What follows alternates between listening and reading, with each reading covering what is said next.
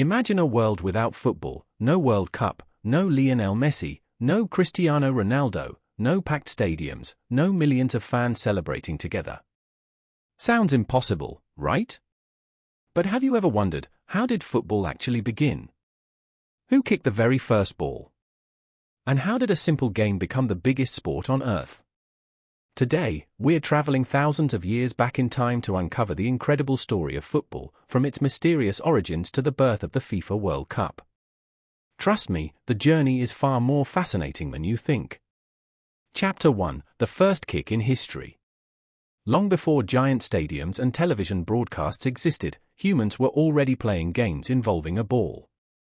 But here's the surprising part. The earliest known football-like game wasn't played in England.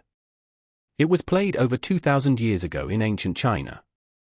Around the 2nd and 3rd century BC, during the Han Dynasty, soldiers played a game called Kuju, which literally means kick ball. Instead of leather footballs filled with air, they used stitched leather balls stuffed with feathers or hair. The objective? Kick the ball through a small opening in a net without using your hands.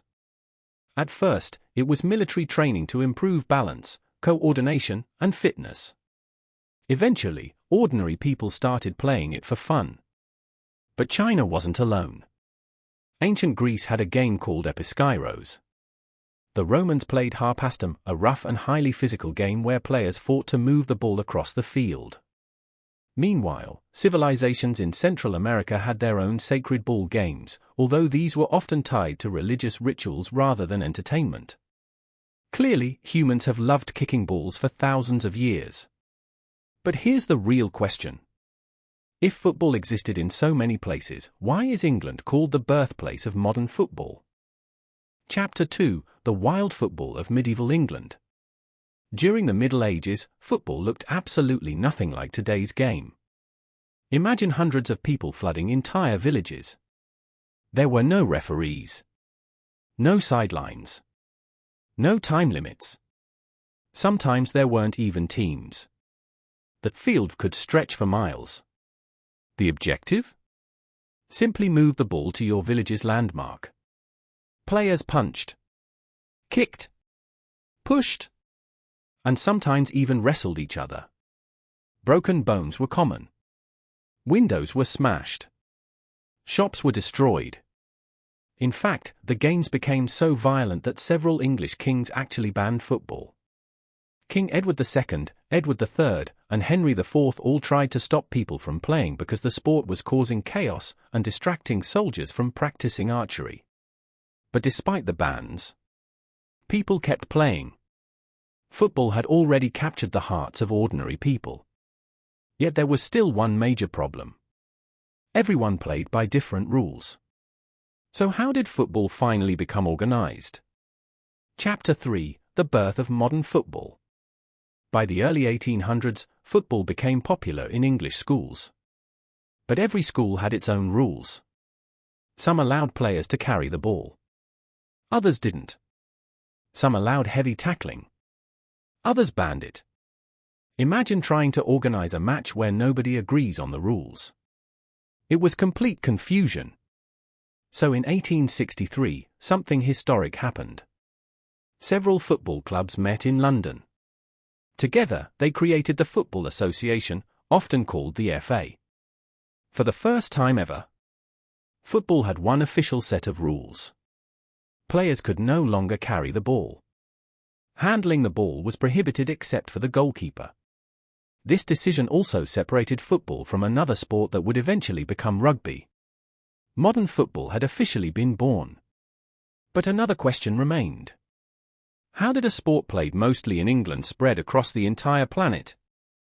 Chapter 4: Football Travels Across the World. The answer lies in ships. During the late 1800s, Britain was one of the world's biggest trading nations. British sailors, engineers, merchants, railway workers, and businessmen traveled everywhere. And wherever they went, football followed. Ports in South America. Factories in Europe. Railways in Asia. Mining towns in Africa. British workers introduced football to local communities. people quickly fell in love with the game because it required very little equipment. Just a ball, a few friends, and an open space. Soon, clubs began appearing everywhere. Argentina, Brazil, Italy, Spain, Germany, France, and eventually nearly every nation on earth. Football no longer belonged to England. It belonged to the world. But with so many countries playing, who would organize international football? Chapter 5: The Birth of FIFA. As football spread, countries wanted to compete internationally. However, there was no global governing body. So on May 21, 1904, representatives from 7 European countries gathered in Paris. They founded the Fédération Internationale de Football Association, better known as FIFA. Its mission was simple: create universal rules, organize international competitions, and unite football under one organization. Over the decades, more countries joined. Today, FIFA has over 200 member associations, making it one of the largest international sporting organizations in the world.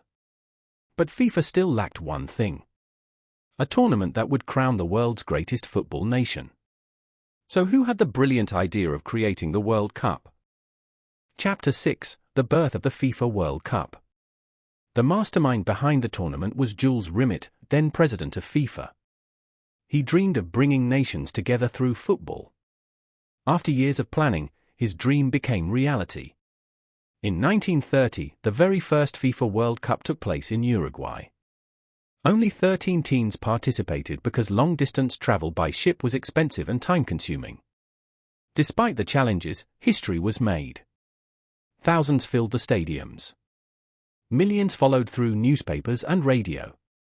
And in the final, Uruguay defeated Argentina 4-2, becoming football's very first world champion. The tournament was an enormous success. Although World War II interrupted the competition in 1942 and 1946, the World Cup returned stronger than ever.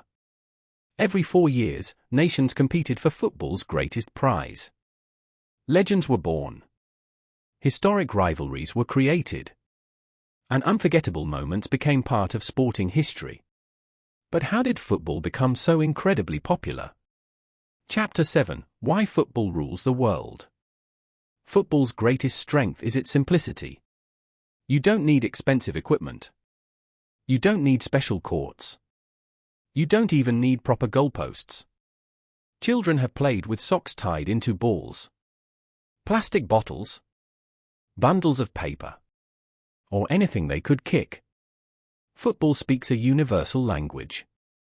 Whether you're in a small village, a crowded city, or a massive stadium, the excitement feels the same. Today, billions of people watch the FIFA World Cup. Professional leagues generate billions of dollars. Players become global icons.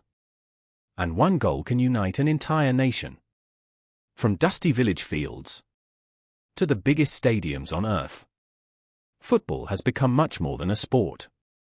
It has become part of human culture. So the next time you watch a football match, remember, you're watching the result of a journey that began more than 2,000 years ago. From ancient Chinese soldiers kicking leather balls, to medieval villages battling across miles, to England creating the modern rules, to FIFA bringing nations together, football has truly become the world's game. Now it's your turn. What does football mean to you? Who is your all-time favorite football player, and why? Let me know down in the comments. I read every single one. And here's a fun challenge for all of you. Let's see if we can get this video in front of iShowSpeed. Share this video with your friends, tag iShowSpeed on social media if you'd like, and tell him to watch it. Who knows? Maybe he'll drop by the comments and tell us who his favorite football player of all time is. That would be incredible.